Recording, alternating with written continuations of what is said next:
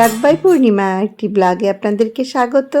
সকাল সকাল চলে এসেছি পলাশ ফুল কুড়াতে।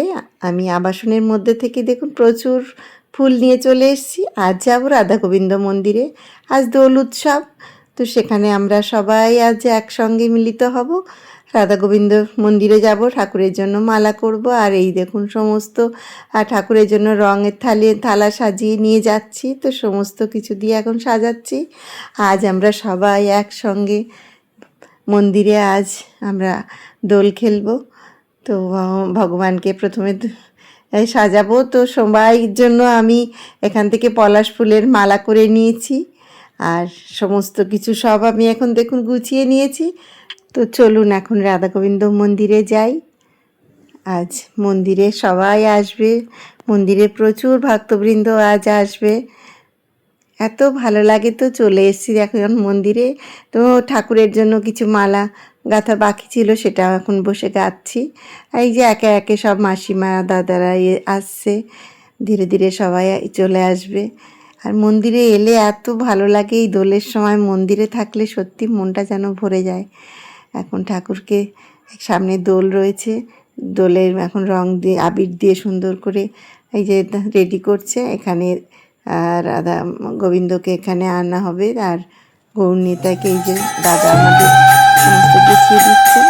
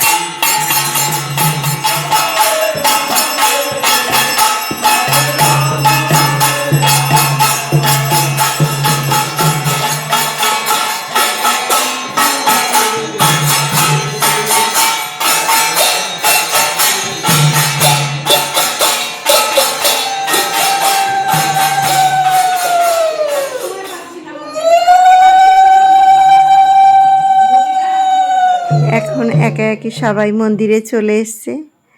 এখন আমরা নাম কীর্তনের মধ্য দিয়ে হোলি উৎসব এখন পালন করব। ভগবানকে আবির দেওয়া হয়ে গেছে। এই মন্দিরে আসলে এত ভালো লাগে, হরে কৃষ্ণা হরে কৃষ্ণা, এত ভালো লাগে, মনটা একদম ভরে যায়। আর এই যে যে পলাশ ফুল তুলেছি দেখছেন, এই পলাশ ফুলের মালা আজ আমরা দেখুন সবাই পরব। আমার যত এখানে বন্ধুরা ভক্তবৃন্দ যারা ওনারা এসছেন, তো সবাই আমরা আজ একসঙ্গে সবাই আমরা হোলি উৎসব পালন করব। আজ সন্ধ্যা আরতির পর মন্দিরে হরিনাম সংকীর্তন চলবে সন্ধ্যায়।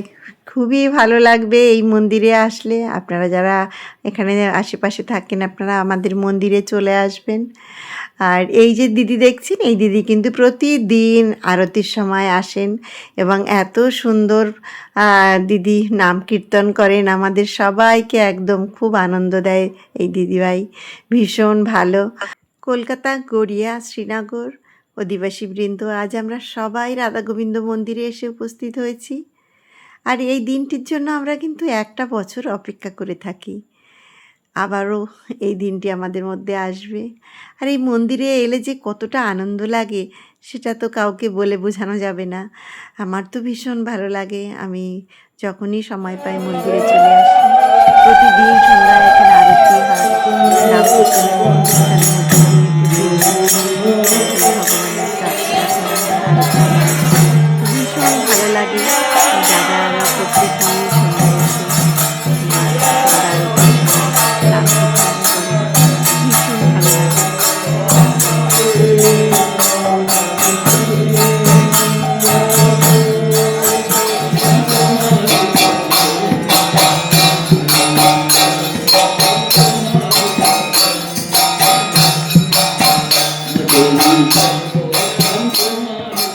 রাধে রাধে, হরে কৃষ্ণা কৃষ্ণা কৃষ্ণা কৃষ্ণা হরে হরে, হরে রাম রাম রাম হরে হরে।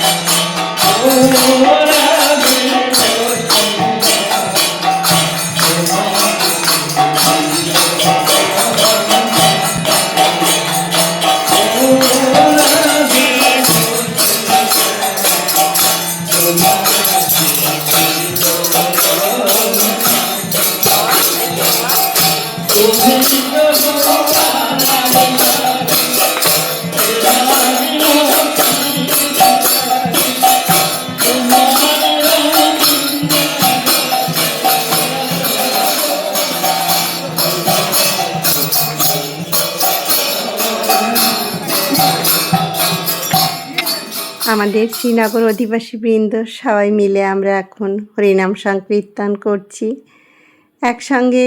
এই যে সবাই একসঙ্গে মিলিত হওয়া, এক জায়গায় এই উৎসব পালন করা যে কত আনন্দের আর কত ভালো লাগে। এই যে আমার সব বন্ধুরা, আমার অধিবাসী বৃন্দ শ্রীনগর সবাই মিলে আজ এখানে